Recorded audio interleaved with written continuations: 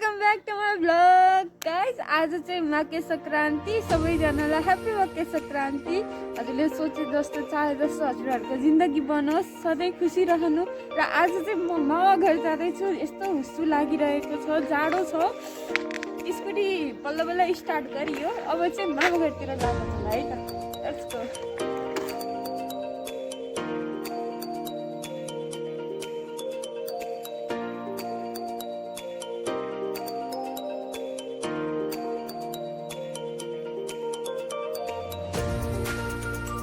ठाउँलाई चाहिँ चित्रसारी भनिन्छ गाइस होइन।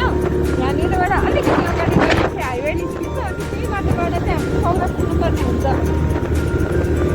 यति साह्रो लाग्यो है।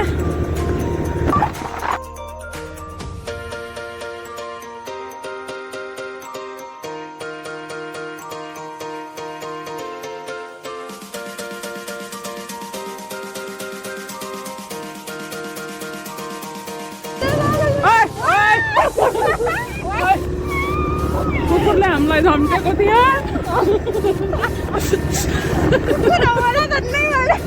कुकुर हमलाबाट हामी जोगिसकेका छौँ। जाडो सँगसँगै निकै नै रमणीय छ होइन।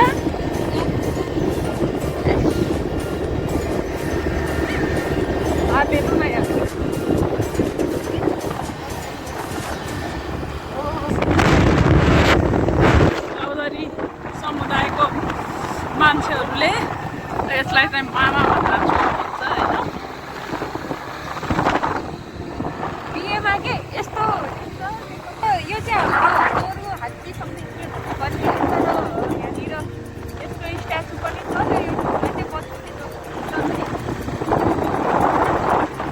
बत्सोली चोकबाट चाहिँ करिब 1 मिनट अलिकति टाढा पुगेपछि चाहिँ हाम्रो मामा घर आइपुग्छ।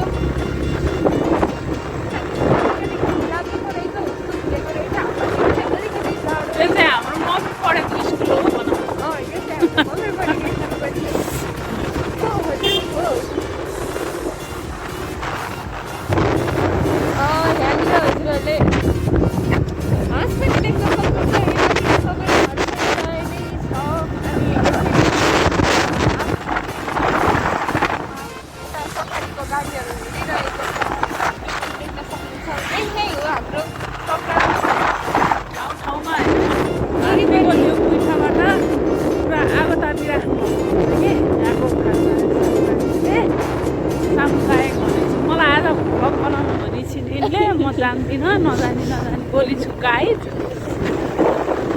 फाइनली हामी सौरा आइसकेको छौँ, स्टेट नम्बर 12। अब चाहिँ यसरी